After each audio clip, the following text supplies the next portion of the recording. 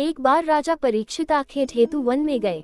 वन्य पशुओं के पीछे दौड़ने के कारण वे प्यास से व्याकुल हो गए तथा जलाशय की खोज में इधर उधर घूमते घूमते वे श्रृंगी ऋषि के आश्रम में पहुंच गए।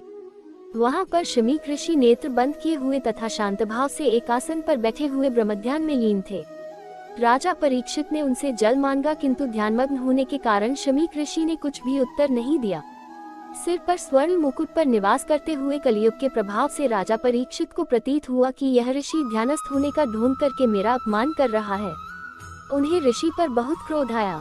उन्होंने अपने अपमान का बदला लेने के उद्देश्य से पास ही पड़े हुए एक मृत सर्प को अपने धनुष की नोक से उठाकर ऋषि के गले में डाल दिया और अपने नगर वापस आ गए।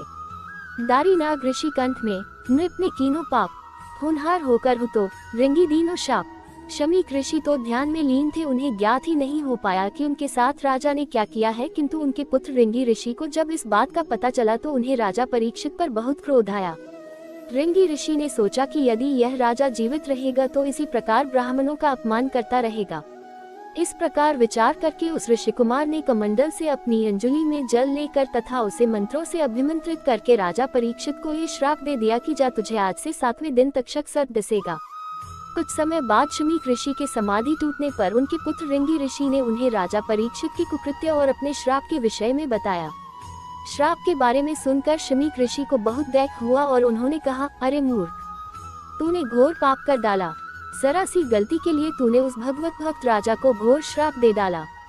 मेरे गले में मृत सर्प डालने के इस कृत्य को राजा ने जानबूझकर नहीं किया है। उस समय वह कलियुग के प्रभाव में था।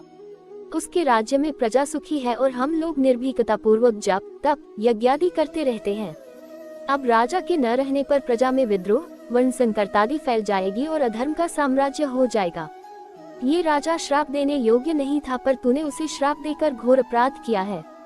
कहीं ऐसा न हो कि वह राजा स्वयं तुझे श्राप दे दे, किंतु मैं जानता हूँ कि वे परम ज्ञानी हैं और ऐसा कदापि नहीं करेंगे। समस्त प्रक्रिया के मध्य ओम का निरंतर जाप करते रहना चाहिए, जिससे कि मन इधर उधर न भटके। इस प्रकार ध्यान करते करते मन भगवत प्रेम के आनंद से भर जाता है, फिर चित्त वहां से हटने को नहीं करता है।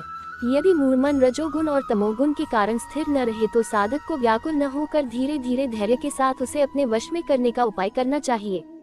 उसी योग धारणा से योगी को भगवान के दर्शन हृदय में हो जाते हैं और भक्ति की प्राप्ति होती है।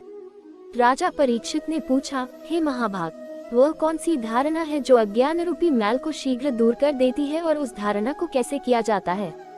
उनके इस प्रश्न के उत्तर में श्री सुखदेव जी ने कहा, हे परीक्षित, योग की साधना करने वाले साधक को सबसे पहले अपने शरीर को वश में करने के लिए यथोचित आसन में बैठना चाहिए। तत्पश्चात क्रिया शक्ति को वश में करने के लिए प्राणायाम का साधन करना चाहिए। साथ ही साथ विषय एवं कामनाओं को त्याग कर इंद्रियों को अपने नियंत्रण में करना चाहिए। फिर ज्ञान का प्रयोग कर मन को चारों ओर से इस प्रकार समेट लेना चाहिए जैसे कि कछुआ अपने सिर पैर को समेट लेता है। इतना करने के पश्चात भगवान के विराट रूप का ध्यान करना चाहिए। उसे यह समझना चाहिए कि जल, वायु, अग्नि, आकाश, पृथ्वी आदि पंचतत्व, अहंकार और प्रकृति, इन 7 पदों से आवृत यह संपूर्ण ब्रह्मांड विराट भगवान का ही शरीर है। वही इन सबको धारण किए हुए हैं। तत्वज्ञानी पुरुषों के अनुसार पाताल विराट भगवान के तलवे, रसातल उनके पंजे, महातल उनकी एड़ी के ऊपर की गांठें, तलातल उनकी पिंडली, सुतल उनके घुटने, वितल और अतल उनकी जांघें तथा भूतल उनका पेडू है। हे परीक्षित, आकाश उनकी नाभि, स्वर्गलोक उनकी छाती, महालोक उनका कंठ, जनलोक उनका मुख, तपलोक उनका मस्तक और सत्यलोक उनकी सहस्त्र सिर हैं। दिशाएं उनके कान, दोनों अश्वनी कुमार उनकी नासिका, अग्नि उनका मुख, अंतरिक्ष उनके नेत्र और सूर्य उन नेत्रों की ज्योति है। दिन और रात्रि उनकी पलकें हैं। ब्रह्मलोक उनका भ्रू विलास है, जल उनका तालु और रस उनकी जिह्वा है, वेद उनकी मस्तक रेखाएं और यम उनकी दाढ़ें हैं। स्नेह उनके दांत हैं और जगत को मोहित करने वाली माया उनकी मुस्कान है। लज्जा उनकी ऊपरी ओंठ तथा लोभ निचली ओंठ है। धर्म उनकी स्तन और अधर्म उनकी पीठ है। प्रजापति ब्रह्मा उनकी मूत्रेंद्रिय, मित्रावरुण उनके अंडकोश और समुद्र उनका कोख है। पर्वत उनकी हड्डियां और नदियां उनकी नाड़ियां हैं। वृक्ष उनके रोम और वायु उनका श्वास है। बादल उनके केश है, संध्या उनका वस्त्र है। मूल प्रकृति उनका हृदय है और चंद्रमा उनका मन है। महातत्व उनका चित्त और रुद्रदेव उनका अहंकार है। वन्य पशु उनका कमर तथा हाथी, घोड़े, खच्चर आदि उनके नख हैं। अनेकों प्रकार के पक्षी उनकी कलाएं हैं। बुद्धि उनका मन है और मनुष्य उनका निवास स्थान है। अप्सरा, चारण, गंधर्व आदि उनके स्वर हैं। देवताओं के निमित्त किए गए यज्ञ उनके कर्म हैं।